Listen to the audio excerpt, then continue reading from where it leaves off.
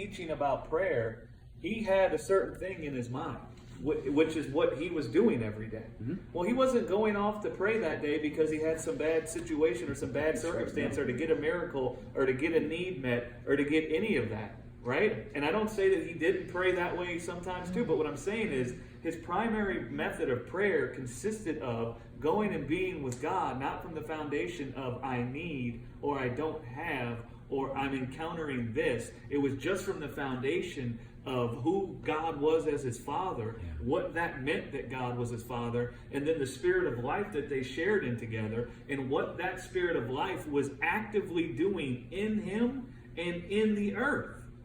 Right? It's like I notice in my prayer, I'm like, Lord, I need peace.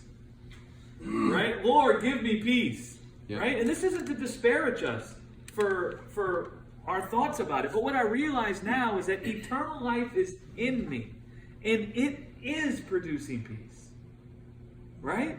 And so now when I talk with God, I talk to him, like you notice in the Our Father, you give us each day our daily bread. You send sin and death away from us. You lead us not into temptation. You see how he's acknowledging what God does? Mm-hmm. And so it's like now my prayer has become that you bring forth peace in me. You swallow up my torment with rest.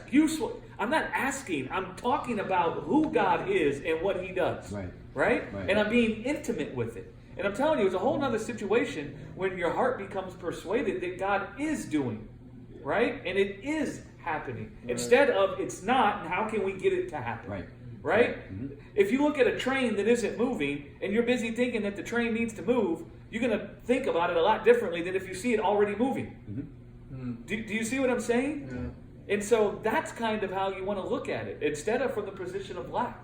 And so that's what I just saw about Jesus. What would he teach about prayer? What is he doing with God every day? If it isn't specifically that he's being pressed in on, isn't specifically he's trying to multiply fish or loaves. What is he going off to do with God every day? What he's going off to do with God every day, he tells us. Yeah. I see God as my Father, and I see he's been set apart, right? He's been set apart in my heart because of the goodness I see he has towards me, right? And so now, when I go off with the Father, I talk about who he is as Father, and I talk about what his life does in me and in the earth, right? Yeah. And that's what we're fellowshipping around.